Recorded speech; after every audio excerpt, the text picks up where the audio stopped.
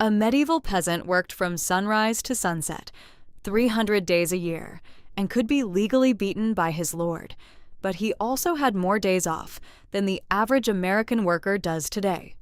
He paid less than 12% of his income on rent, and after one catastrophic plague, his wages went up. So before you assume your paycheck makes you better off, let's actually run the numbers. We're going to do something most history teachers never did. Put real numbers on a peasant's life and compare them directly to yours. What did they earn? What could they actually buy? What kept them up at night? And here's the twist. Some of the answers are going to make you question everything you think you know about progress, money, and what it means to be comfortable. Let's go back 700 years. Here's something your history teacher probably skipped. Medieval peasants weren't just broke farmers scraping dirt. Their income system was genuinely complicated, and historians got it wrong for decades. In England around 1300 to 1400 AD, peasants received income in three ways. First, labor obligations. If you were a serf or villain, you were legally required to farm the lord's land several days a week. Unpaid, that was your rent. Second, cash wages.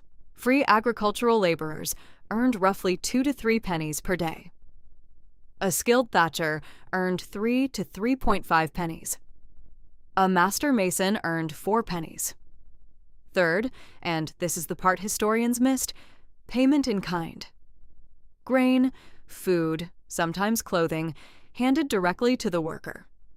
Research from the London School of Economics found that when you properly count the grain payments alone, a farm worker's real total compensation could be up to 90% higher than the cash wage suggested.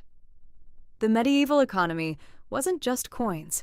It was a hybrid barter and cash system that historians undervalued for generations. So, annually, a laborer working most of the year earned the equivalent of roughly 1 to 2 pounds in combined cash and goods. Unskilled workers sat at the lower end. Skilled craftsmen like carpenters and masons earned more, especially after one single event that changed everything. But we'll get to that in a minute. Now, let's look at you, or at least the statistical version of you. According to the U.S. Census Bureau, the median household income in America is around $74,580 per year. Pew Research puts the middle class range between $50,000 and $150,000. In the UK, comparable figures sit in a similar band. That money arrives in your bank account on a schedule, protected by law, with a minimum wage floor underneath you, and a safety net of unemployment insurance, healthcare options, and retirement accounts around you. You also have access to credit, savings tools, and investment markets that didn't exist for 99.9% of human history. You work roughly 40 hours a week, about 2,000 hours a year. You get weekends. Many of you get paid time off. Now compare that to a medieval peasant who worked 10 to 14 hours a day during harvest season, with no days off, no sick leave, and no concept of a work-life balance. Sounds like you win, right? Hold on. Let's talk bread. Because bread was the medieval equivalent of your grocery bill, the ultimate measure of whether you could survive. In 14th century England, a standard loaf of bread cost about 2 pennies. A laborer earning 3 pennies a day could buy roughly 1.5 loaves per day of work. That sounds okay until you realize bread, pottage, and maybe some vegetables was your entire diet.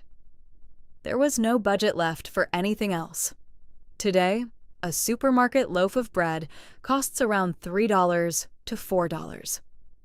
A middle-class worker earning $75,000 a year makes roughly $36 an hour, meaning that loaf of bread costs them about 5 minutes of work. 5 minutes. The same loaf cost a medieval worker nearly half a day. What about housing?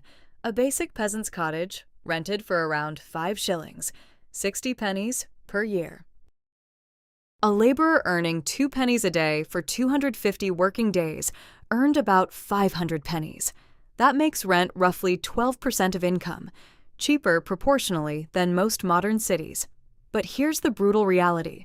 Church tithes, lord's fees, tools, seeds, and taxes consumed virtually everything else. There was no surplus, no savings, no margin for error. Today, the median American spends 30% of income on housing alone, and that's considered strained. Both worlds squeeze workers from the same direction. The math just wears different clothes. Ready for the part that breaks the narrative? Myth number 1. Medieval peasants were always desperately poor. Research from economic historians at the University of Warwick estimated English per capita income in the late Middle Ages at the equivalent of around $1,000 in 1990 dollars, significantly higher than previously assumed and higher than some of today's developing nations. They weren't thriving by modern standards, but they weren't universally destitute either. Myth number 2. The Black Death was pure catastrophe. Yes, it killed between 1/3 and 1/2 of Europe's population between 1348 and 1349. But for the survivors, it was the biggest accidental pay raise in history. Less labor supply, same demand, wages spiked. A master mason's daily pay jumped from 3 to 4 pennies almost immediately after the plague. Landlords who had controlled serfs for generations suddenly had to negotiate.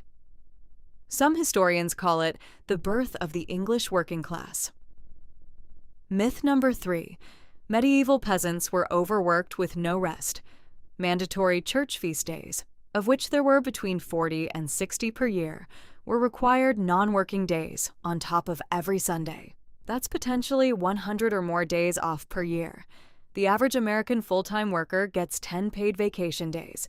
The medieval calendar forced rest in a way modern capitalism absolutely does not. But here's what no vacation day, no wage increase, and no bread comparison can capture. Risk. That is what truly separates your life from a medieval peasant's. A bad harvest didn't mean cutting back on eating out. It meant your children starved. There were no food banks, no government grain reserves, no emergency credit cards, one failed crop, one cattle disease crossing the village, one invading army burning your fields, and everything you had was gone, with no mechanism to recover. The modern worker, for all the financial pressure, the rent stress, the paycheck-to-paycheck anxiety, lives inside a web of systems specifically designed to prevent the absolute worst. Imperfect systems, frustrating systems, but systems a medieval peasant would have considered miraculous. So, who had it better? In raw buying power, it's not even close. You win. A loaf of bread in 5 minutes versus half a day's wages. Healthcare versus hoping a monk knows herbs. But the medieval peasant had more rest days than you, paid less of their income on rent than you, and after a catastrophic plague, their wages went up, because the system was forced to value their labor. Same struggle, different stakes, different floors. Here's your comment question, and I genuinely want to know. Would you trade your modern salary for a medieval peasant's life, if it meant 100 days off a year, cheap rent, and a simpler world? Drop yes or no in the comments. I'll pin the most interesting argument. And if this video made you think differently about money and history, share it with someone who thinks the past was simpler. Because it wasn't. It was just different. Subscribe. New deep dive every week.